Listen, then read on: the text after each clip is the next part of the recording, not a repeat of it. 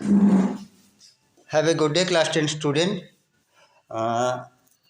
Due to extreme cold and due to COVID-19, your school will be closed till 23rd. So, your social science chapter Money Credit, I have already started in offline classes. So, that's why I am repeated one times, a short version. Actually ये है कि मानी and credit में हम लोग मानी मतलब जानते हैं अमाउंट, और क्रेडिट तो उधारी जानते ही हैं। तो मानी एंड क्रेडिट, पहले ज़माने में जब पैसा नहीं था तब कैसे होता था, डबल कोइंसिडेंस ऑफ वांट्स, लोगों के दोनों तरफ का चाहिदा का फुलफ़िल करना, या हम लोग देखे थे कि किसी भी दोनों व्यक्ति का इक्वल डिमांड अगर प्रोडक्ट का होता है तब वो एक दूसरे के साथ ट्रांसफरेबल या एक दूसरे के साथ एक्सचेंज कर सकता है। लेकिन ये प्रॉब्लम को सॉल्व आउट करने के लिए एंशिएंट हिस्ट्री से ही हम लोग क्या हुआ न, राज राजाओं के ज़माने से ही कुछ कॉइन्स, चाहे मेटालिक कॉइन्स, गोल्ड हो, सिल्वर हो या ब्रोंज, इस टाइप का मेटालिक कॉइन का इनोवेशन किया गया, जो धीरे धीरे अभी करंट मॉडर्न फॉर्म में करेंसी के तौर पे या मीडियम ऑफ एक्सचेंज के तौर पे मानी को काउंट किया जा रहा है, जो country wise different symbolically use किया जाता है। हमारे कंट्री में क्या है, रुपीज़। सो दैट्स वाई इसमें बैंक भी इन्वॉल्व है।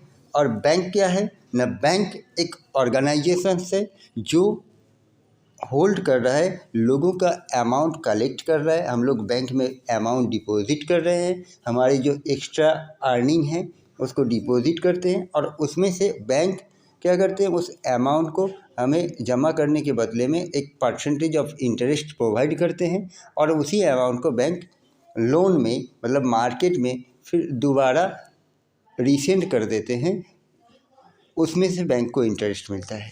तो बैंक एक मीडियम होता है, एक एक्सचेंज मीडियम होता है, लेकिन उसमें एक्सचेंज मीडियम क्या है, लाइक हम लोग कह सकते हैं कि जो ऑफलाइन में ही मैंने बताया था कि एक दलाल के तौर पे एक सिक्योर्ड मीडियम के तौर पे काम कर रहा है, जो कॉमन पीपल का मानी को मार्केट से ले रहे हैं, हम लोग डिपॉजिट कर रहे हैं, हमें इंटरेस्ट प्रोवाइड कर रहे हैं, और उसी में से कुछ इंडस्ट्रियलीज हो या हम ही लोगों की ज़रूरत पे हम लोगों को ज़्यादा इंटरेस्ट में लोन प्रोवाइड कर रहे हैं। इसमें जो डिफरेंस होता है लाइक दैट कि हम लोगों को बैंक 4% इंटरेस्ट दे रहा है पैसा जमा रखने में, और जबकि बैंक क्या करते हैं, लोन जिसको प्रोवाइड कर रहे हैं, लोन टेकन जो पर्सन है उनके पास से।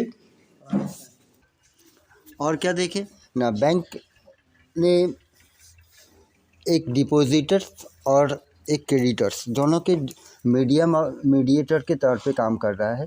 और दूसरा देखा गया कि चेक क्या है ना, cheque is a paper instructing the bank to pay the a specific amount from the person account to the person in whose name the cheque has been issued.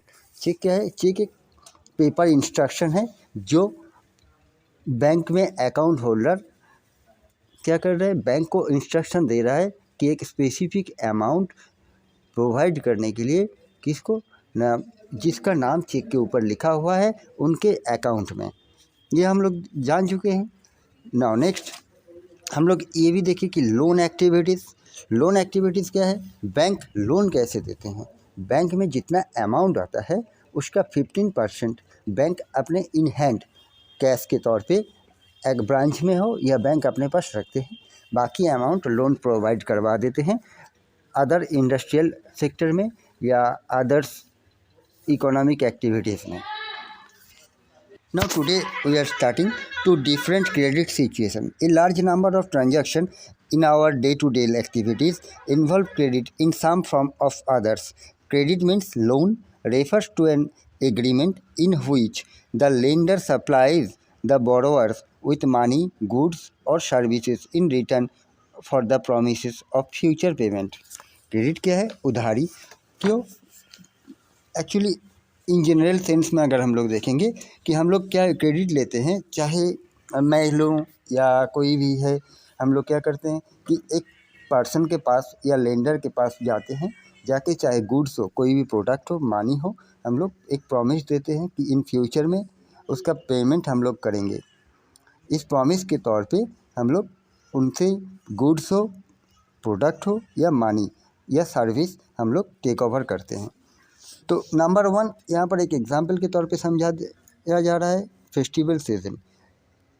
It is festival season 2 months from now and the shoe manufacturer Salim has received an order from a large traders in town for 3,000 pair of shoes to be delivered in a month time। तो यहाँ पर सलीम एक शू manufacturer है, उसके पास festival season में order आया है town से कि 3,000 पेयर का शूज़ उसको बनाना है एक महीने में। To complete production on time Salim has to hire a few more workers for stitching and pasting work. Salim ने टाइम में काम कंप्लीट करने के लिए क्या किया, उन्होंने कुछ एक्स्ट्रा वर्कर को हायर किया जो सिलाई करने के लिए या पेस्टिंग करने की काम करेंगे। He has to purchase the raw materials to meet this expenses Salim obtained loan from 2 sources. इतने सारे खर्चों को उठाने के लिए सलीम ने क्या 2 तरफ से लोन कलेक्ट किया। First he asked the leather supplier to supply leather now and promise to pay him later. तो जो शू बनाने के लिए लेदर चाहिए, जो लेदर सप्लायर है उनके पास प्रॉमिस किया कि आप अभी मुझे लेदर सप्लाई दे दीजिए और बाद में मेरा जब प्रोडक्शन कंप्लीट हो जाएगा, मेरा जब ऑर्डर क्लियर हो जाएगा तो मैं आपको पेमेंट कर दूंगा। तो एक प्रॉमिस किया। Second he obtained loan in cash from the large trader as advance payment for 1,000 pair of shoes with a promise to deliver the whole order by the end of the month. दूसरा क्या किया, जो traders या जो manufacturer जो traders उनको order दिया था 3,000 पेयर शूज़ बनाने का, उनसे 1,000 पेयर शूज़ का अमाउंट उन्होंने पहले ही कैश के तौर पे एडवांस पेमेंट ले लिया ताकि उन्होंने उस टाइम के अंदर विद इन 1 month 3,000 शू उनको प्रोवाइड करेंगे। इस बार ये प्रॉमिस किया उन्होंने। At the end of the month Salim is able to deliver the order, make a good profit and repay the money that he had borrowed. तो एंड ऑफ द मंथ जब सलीम ने 3,000 shoes able कर पाया या proper time में deliver कर पाया तो वो अपना एक प्रॉफिट के साथ साथ सारे अमाउंट जो लोन लिया था वो रीपे करने पे सक्षम हुआ। In this case Salim obtain credit to meet the working capital needs of production. The credit help him to meet the ongoing expenses of production. इसमें क्या देखें हम लोग कि 2 तरीके का क्रेडिट हुआ सलीम में। सलीम क्या किया, एक जो कैपिटल ज़रूरत था प्रोडक्शन के लिए वो सलीम कलेक्ट किया क्रेडिट के तौर पे। The credit help him to meet the ongoing expenses of production, complete production on time and thereby increasing his earning.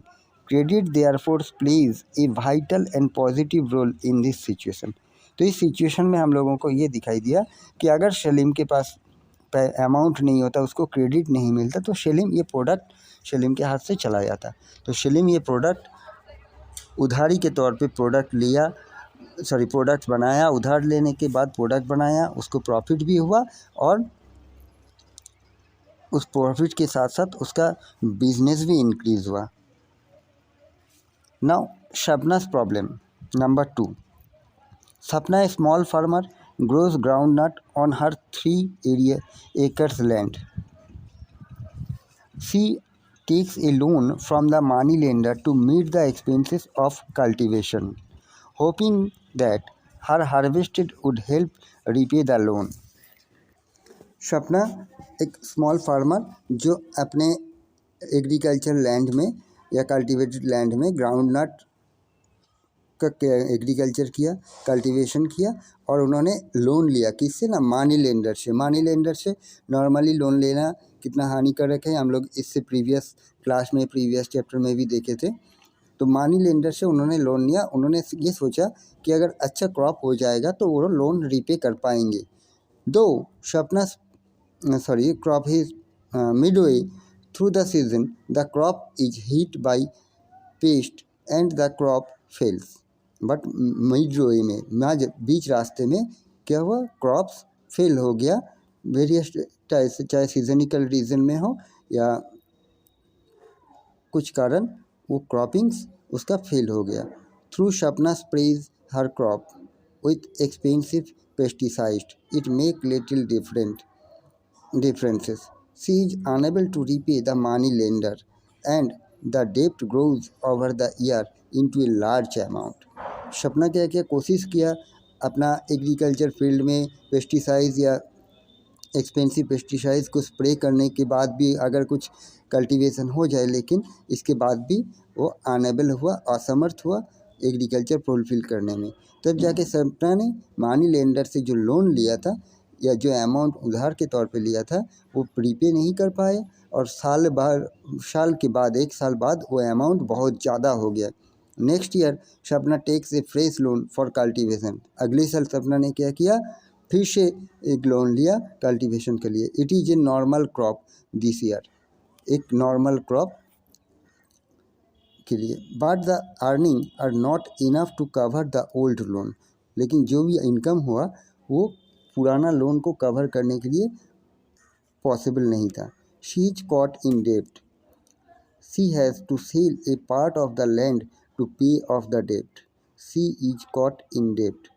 उन्होंने उधारी के जाल में फंसता गया और उन्होंने क्या किया, इस उधारी से बचने के लिए अपना ज़मीन का एक हिस्सा बेच दिया ताकि उधार को रीपे कर दे। तो हम लोग 2 तरीके का एग्जाम्पल यहाँ पर देखें। एक देखा सलीम का, जिन्होंने क्या किया, जिन्होंने लोन लिया। किससे लोन लिया? एक तो लेदर सप्लायर के पास जाके उनको प्रॉमिस किया कि आप मुझे लेदर सप्लाई कीजिए और मैं आपका मेरा प्रोडक्शन कंप्लीट होने के बाद आपको पेमेंट कर दूंगा। दूसरा क्या है, जिन्होंने ऑर्डर दिया था उन्हीं के पास से उन्होंने एडवांस के तौर पे कैश मनी ले लिए थे। और सपना ने क्या किया था, सपना ने high rate of interest means money lender के पास से पैसा लिया तो हाई रेट ऑफ इंटरेस्ट होगा ही। हाई रेट ऑफ इंटरेस्ट में लोन लिया, उनका क्रॉप फेलियर हो गया। उन्होंने जो उधारी लिया था वो रीपे नहीं कर पाया। फिर दोबारा लोन लिया, कल्टीवेशन किया, लेकिन जो अमाउंट अर्निंग हुआ, उनका जो इनकम हुआ, उस इनकम में उसका ओल्ड लोन उन्होंने रीपे नहीं कर पाए।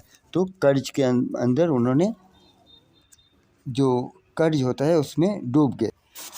In rural area the main demand for credit is for crop production. Rural area में, विलेज एरिया में क्या होता है, जो क्रेडिट का मेन डिमांड किस लिए होता है ना, क्रॉप प्रोडक्शन, एग्रीकल्चर करने के लिए। Crop production involve considerable cost on seeds, fertiliser, pesticides, water, electricity, repair of equipments etcetera. Crop production में क्या क्या चीज़ इन्वॉल्व है ना, सीड्स परचेस करना है, फर्टिलाइज़र परचेस करना है, पेस्टिसाइड्स परचेस करना है, वाटर, इलेक्ट्रिसिटी, इक्विपमेंट, जो भी मशीनरीज है उसका इक्विपमेंट में रिपेयरिंग, ये सब काम के लिए मनी का ज़रूरत पड़ता है। There is a minimum stretch of 3 to 4 months between the time when the farmer buy these inputs and when they sell the crop। ये एक मिनिमम टाइम का स्ट्रेच है 3 to 4 मंथ। इस टाइम में फार्मर कल्टीवेशन करते हैं और जब तक उसका क्रॉप सेल नहीं हो पा रहा है। Farmer usually take crop loans at the beginning of the season and repay the loan after the harvesting. Farmer usually जो लोन लेता है वो सीजन के स्टार्टिंग में लेता है और कब रीपे करता है ना, जब हार्वेस्टिंग कंप्लीट हो जाता है। Repayment of the loan is crucially depend on the income from the farming. But ये रीपेमेंट जो होता है ये डिपेंड्स कर रहा है बहुत ही क्रूशियल टाइम पे, क्रूशियल चीज़ के ऊपर डिपेंड कर रहा है। Repayment of the loan is crucially depend on the income of the farming. Agriculture करने के बाद कितना इनकम हो रहा है इसके ऊपर रीपेमेंट डिपेंड कर रहा है। इन सपना's case the failure of the crop made loan repayment impossible. Sapna के केस में हम लोग अगर देखेंगे, सपना के केस में क्या हुआ कि जब फेलियर हो गया क्रॉप प्रोडक्शन में या कल्टीवेशन करने में, तब जाके लोन रीपे करना इम्पॉसिबल हो गया। She had to sell part of the land to repay the loan. उनको क्या करना पड़ा, लोन रीपे करने के लिए अपना ज़मीन को बेचना पड़ा। क्रेडिट इंस्टेड टू हेल्पिंग सपना improve her earning left her ores of. Credit instead of helping सपना इम्प्रूव हर अर्निंग। तो सपना ने एक सोच के क्रेडिट लिया था कि अपने इनकम बढ़ाएंगे, अपना परिवार को अच्छे से रखेंगे, लेकिन सारा सपना उसका बेकार हो गया। This is an example of what is commonly called debt trapped. इसी एग्जाम्पल, सपना का जो एग्जाम्पल यहाँ पर दिया गया है, इसी को कहा जाता है डेट ट्रैप्ड, मतलब उधारी का जाल। Credit in this case pushes the borrower into a situation from which recovery is very painful। तो डेट ट्रैप क्या है? नहीं, debt trap A type of credit in this case pushes the borrower, जो मानी उधार जो क्रेडिट लेते हैं उसको पुश करता है इनटू सिचुएशन, एक ऐसे परिस्थिति का सम्मुखीन कर देता है जो जिससे रिकवरी पाना बहुत ही दर्दनाक होता है। In one situation credit help to increase earning and therefore the person is better off than before. और दूसरी तरफ क्या देखें हम लोग सलीम के बारे में कि क्रेडिट उसको हेल्प किया, उनके अर्निंग को इंक्रीज़ करने, इनकम को बढ़ाने के लिए मदद किया, और वो अपना लाइफस्टाइल ज़्यादा बेटर तरीके से जीना शुरू किया। In another situation because of the crop failure credit pushes the person into A debt trap. और दूसरी तरफ देखिए हम लोग सपना को क्या हुआ, जब क्रॉप फेलियर होने के बाद उसका जो उधारी था, कर्ज था, वो उसको कर्ज के जाल में फंसा दिया। To repay her loan she has to sell a portion of her land. जबकि उस कर्ज से उभार के आने के लिए या उस कर्ज को रीपे करने के लिए, उधार को, डेप्ट को रीपे करने के लिए उसको अपना ज़मीन को भी बेचना पड़ा। She is clearly much worse off than before whether credit would be useful और not. She is clearly much worse off than before whether credit would be useful or not, therefore depends on the risk in the situation and whether there is some support in case of loss। तो credit कभी कभी useful भी होता है, कभी कभी useful नहीं होता है। ये डिपेंड कर रहा है उस व्यक्ति कितना रिस्क उठा पाएंगे और सिचुएशन को किस तरीके से वो संभाल पाएंगे, इसके ऊपर डिपेंड कर रहा है। Term of credit, every loan agreement specifies an interest rate which the borrower must pay to the lender along with the repayment of the principal। Every loan, सभी लोन में एक एग्रीमेंट होता है, स्पेसिफिक एग्रीमेंट होता है जिसमें borrower को interest पे करना पड़ता है। किसको? ना, लेंडर को, जो दे रहा है मानी उसको एक इंटरेस्ट के साथ ओरिजिनल अमाउंट या प्रिंसिपल अमाउंट रिपे करना पड़ता है। इन एडिशन लेंडर्स में demand collateral security against loan. Collateral मतलब सिक्योरिटी अगेंस्ट लोन। कभी कभी क्या होता है, जो लोन दे रहा है उसको वो क्या करते हैं, वो एक सिक्योरिटी के तौर पे कुछ चीज़ें गिरवी के तौर पे रखना चाहता है, गिरवी रखना चाहता है। Collateral is an asset that the borrower owns such as land, building, vehicles, livestock deposit with bank and uses this as a guarantee to a lender until the loan is repaid. Collateral क्या है? Collateral एक asset है जो borrowers demand करता है, borrowers का है सामान, लाइक बिल्डिंग हो, लैंड हो, व्हीकल्स हो या गोल्ड हो, ऑर्नामेंट्स हो, इस तरीके का जो गारंटी के तौर पे लेंडर अपने पास रखता है जब तक लोन रीपे नहीं होता है। If the borrower fails to repay the loan, the lender has the right to sell the asset or collateral to obtain payment। अगर उधारी लेने वाला लोन रीपे करने में असमर्थ हुआ या फेलियर हुआ, तब लेंडर के पास ये अधिकार होता है कि जो एसेट सिक्योरिटी के तौर पे रखा जा रहा है या कोलेट्रल एसेट्स, उसको लेंडर क्या करेंगे, सेल करके हो या किसी भी तरीके से सेल करके अपना पैसा वापस ले सकते हैं। Property such as land, titles deposited with bank, livestock and some common example of collateral used for borrowing. Loan लेने के लिए बैंक में भी हम लोगों को कभी कभी प्रॉपर्टी मॉर्गेज रखना पड़ता है, कार मॉर्गेज रखना पड़ता है, या कुछ एसेट्स लाइक LIC जो फिक्स डिपॉजिट है उसको मॉर्गेज के तौर पे रखना पड़ता है। Okay, so that's it for today. Have a good day and goodbye.